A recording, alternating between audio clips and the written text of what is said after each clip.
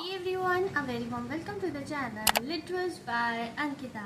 So yes, we are back with another video and we have taken a topic about the same poet we have talked before named Sri Aurobindo. Yes, आज हम फिर से श्री अरबिंदो की बहुत ही अच्छे work के बारे में बात करने वाले हैं जैसे कि हमने पहले किया था. ऑलरेडी वी नो दैट कि श्री अरबिंदो के जो वर्क्स होते हैं वो life and death, purity, heaven और बहुत ही ज़्यादा ना मोह त्याग के बियॉन्ड होते हैं. मतलब कि वो उनके वर्क में बहुत ज़्यादा स्पिरिचुअलिटी होती है, बहुत ज़्यादा डीप मीनिंग होते हैं. ठीक उसी तरीके से एक और वर्क है जिसके बारे में हम बात करने वाले हैं, the name bride of fire.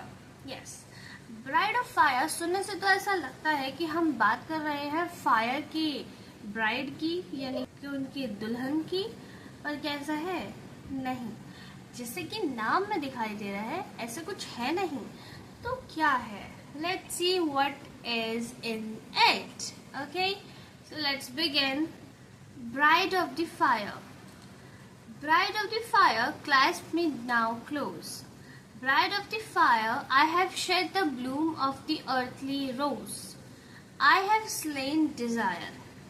तो यहाँ पे पोएट कहना चाह रहे हैं कि bride of fire clasp me now close, यानी कि वो जो पोएट है वो मरने की यानी कि मौत की डिजायर रखते हैं. उन्हें जिंदगी से कुछ नहीं चाहिए. जैसे कि उन्होंने कहा I have shed the bloom of the earthly rose. Bloom का मतलब मैंने आपको बताया था ना, किसी चीज का चमकना, खिलना, वो होता है ना ब्लूम, एकदम खुलना, एक तरीके से खिल जाना, है ना वो. Of earthly rose. Earthly rose यानी कि अर्थ की जो भी जिंदगी है, अर्थ की जो भी चीजें हैं, जो मोह है, जो खुशियां हैं, वो मैंने त्याग दी है. ठीक है, इस पैराग्राफ में, इस वाले स्टेंजा में पोएट कहते हैं, ओ ब्राइड ऑफ फायर, मुझे आप अपने गले से लगा लो, मुझे आप अपने क्लोज ले लो, क्योंकि मेरे पास अर्थ की कोई डिजायर नहीं है. मैं किसी भी डिजायर में, यानी कि वो बेसिकली बात करते हैं सम फिजिकल रिलेशनशिप्स या फिजिकल डिजायर्स के बारे में, कि मैं अब उन सब चीजों से ऊपर हो गया हूँ. मुझे उन किसी भी चीज की इच्छा नहीं रही है. ठीक है, और इन जिस स्टेंजा की अभी हम बात कर रहे हैं ये ऑलरेडी आपकी एग्जाम में आ चुका है. Yes, this is an important poem as per your examination purpose. Okay, so yes, remember the lines and the explanation which you have to write. Okay, so let's talk about next stanza. Beauty of the light surround my life. Beauty of the light, I have sacrificed longing and parted from grief. I can bear thy delight. तो यहाँ पे poet कहना चाहते हैं beauty of light surrounded my life, यानी कि जो आपके फायर की ब्यूटी है, आपके फायर की जो लाइट की ब्यूटी है, आप उसको मेरी लाइफ के यानी मेरे चारों तरफ फैला दीजिए. ठीक है, वो क्या कर रहे हैं, वो बेसिकली अपनी जो डेथ है उसके डिजायर कर रहे हैं. ठीक है, वो कह रहे हैं कि आप आओ, अपनी ब्यूटी मुझे दिखाओ, आप मुझे अपने साथ ले जाओ. ठीक है, वो कह रहे हैं कि जो भी उनकी ग्रीफ है, ग्रीफ का मीनिंग होता है जब किसी के इंटेंस सोरो होता है, बेसिकली जब किसी के चले जाने का दुख होता है, दैट इज कॉल्ड ग्रीफ. तो यहाँ पोएट कह रहे हैं कि मुझे कोई डिजायर नहीं रही है, ना मुझे कोई इच्छा है, मुझे आप अपने साथ ले जाइए. ठीक है, मैं इन सब चीजों से अलग हो गया हूँ, मेरे को आप अपनी लाइट की ब्यूटी दिखाइए, मेरे को अपने साथ लेके जाइए. Basically image of ecstasy, thrill and endless, image of bliss, I would see only thy marvelous face, feel only thy kiss. तो यहाँ पे किसका मतलब, वो नेचुरल किस की बात नहीं हो रही है. यहाँ पे पोएट कहना चाह रहे हैं कि आप मुझे इतने क्लोज अपने ले आओ कि मैं आपकी सांसों को महसूस कर सकूं या देख सकूं. ठीक है, यानी कि वो इतनी ज्यादा डिजायर दिखा रहे हैं डेथ की कि वो आग के बिल्कुल अंदर जाना चाहते हैं. ठीक है, वो आग के इतने क्लोज जाना चाहते हैं कि वो उस चीज को बहुत ही पास से महसूस कर सके. देख रहे हो पोएट कितनी डीप बात कर रहे हैं। उनके अंदर जीने की कोई इच्छा नहीं है, वो उनकी पोम से, उनके वर्क से साफ दिखाई देता है कि उनके अंदर मरने की, मौत की या हेवन में जाने की कितनी स्ट्रॉन्ग डिजायर, कि उनको जिंदगी की किसी भी चीज से कोई नहीं रह गया है कुछ। ठीक है। Voice of infinity sound in my heart, call of the one, stem there thy radiance, never to part, O living sun। तो यहाँ पे रेडियंस का मतलब होता है लाइट और हीट एज एमिटेड और रिफ्लेक्टेड बाय समथिंग। ठीक है, यानी कि क्या हो रहा है, कोई लाइट है या हीट है जो किसी के थ्रू रिफ्लेक्ट हो रही है, किसी चीज के थ्रू।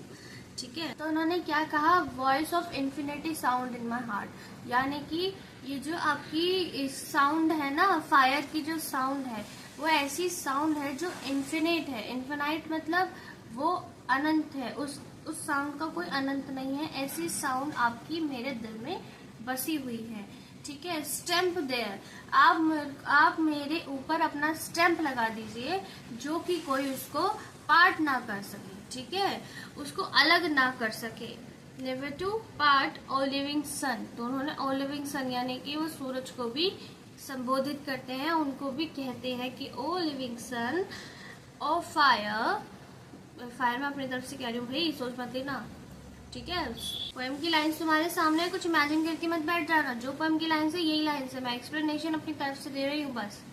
ठीक है, तो O living sun, O bride of fire, आप मुझे अपने इतने करीब ले आइए कि मुझे आपकी सांसों की महक आए, कि आपकी स्टैम्प मेरे ऊपर आ जाए और कोई मुझे आपसे अलग ना कर सके। इतना करीब मुझे अपने ले आइए, वो इस तरीके से बोल रही हैं। ठीक है, तो समझे ब्राइड ऑफ फायर का क्या मीनिंग है यहाँ पे। ब्राइड ऑफ फायर यानी कि आग की दुल्हन, दुल्हन कह रहे हैं लाइट को, वो लाइट को कह रहे हैं ब्राइड ऑफ फायर। ठीक है, ठीक है, तो किससे बात कर रहे हैं, वो ब्राइड कौन है, फायर की लाइट, उससे बात कर रहे हैं। ठीक है, उनकी इतनी स्ट्रांग डिजायर है कि उनके मन में कोई इच्छा बाकी नहीं है। वो कहते हैं कि मेरे पास कोई अर्ली डिजायर नहीं है, मुझे अपने साथ ले जाओ। ओके, अभी बात कर लेते हैं पोम के कुछ डिवाइसेस के बारे में। देखो, अगर हम पोम का एनालिसिस करते हैं तो वी गॉट टू नो कि हमारी जो पोम है वो 4 क्वाड्रेंट्स में डिवाइडेड है। ठीक है, इसकी जो स्टैंजा है वो 4 क्वाड्रेंट में डिवाइडेड है, और जो इसमें राइमिंग स्कीम हमें दिखाई दे रही है वो A B A B A B है। ठीक है, वो ए बी की राइमिंग स्कीम है, और हर एक स्टैंजा में ऐसा दिखाई दे रहा है, हर स्टैंजा की स्टार्टिंग में ऐसा दिखाई दे रहा है कि जो पोएट है वो रिक्वेस्ट कर रहा है। तो overall this poem depicts a spiritual transformation through the imagery of a bride merging with the divine fire. It emphasizes the sacrifice of worldly desire and the embrace of enlightenment. Through this union, the bride seeks to be involved in the beauty, ecstasy and voice of the divine. तो overall pome में एक spirituality transformation दिखाया हुआ है with imagery of bride of fire. ठीक है, और उसमें क्या एम्फेसाइज किया है उन्होंने वर्ल्ड डिजायर को त्यागा है। ठीक है, एम्ब्रेस किया है फायर की लाइट को और उसकी एनलाइटमेंट को, जिसमें दिखाया है कि जो उनका यूनियन है उससे वो ब्राइड क्या सीख करती है, वो beauty, ecstasy and voice of divine. ठीक है, तो ओवरऑल उन्होंने एम्ब्रेस किया है फायर को, उसके लाइट को, उसकी डिविनिटी को। ठीक है, एंड उन्होंने बोला है कि वो जो वर्ल्ड की डिजायर है, जो कि सच में एक यूजलेस थिंग है, उसकी तरफ उनका अब कोई लेना देना नहीं है। उन्हें जिंदगी से अब कुछ नहीं चाहिए। हाँ, यहाँ पे पोएट सीरियसली डेथ को बुला नहीं रहे हैं, बट वो एक ना रियलिटी चेक दे रहे हैं। बेसिकली रियलिटी चेक कैसे, भाई सीधी सी बात है, हमें पता है कि जिंदगी है, हम कल की बात करते हैं, लेकिन हमें अभी का भरोसा नहीं है। अभी भी कुछ भी हो सकता है, लेकिन भरोसा किसका है, मौत का। हमें पता है वो जरूर आएगी। तो वो यहाँ पे एक रियलिटी चेक दे रहे हैं ये वर्ल्ड की किसी भी चीज की कोई डिजायर है ही नहीं, क्योंकि इसमें से कुछ लेना ही नहीं है, कुछ लेके जाना ही नहीं है। जो डिजायर है वो आपकी है, क्योंकि एट द एंड हमें आपसे ही मिलना है। ठीक है। So yes, this was the poem, and I think you got to know what I'm trying to make you understand. That is all about for today's poem. If you learn something from here, then please comment below what did you learn. Everyone may got to know what you have learned. Okay. So yes, this is for today, and like the video, subscribe the channel, and stay connected, stay healthy. Bye bye everyone.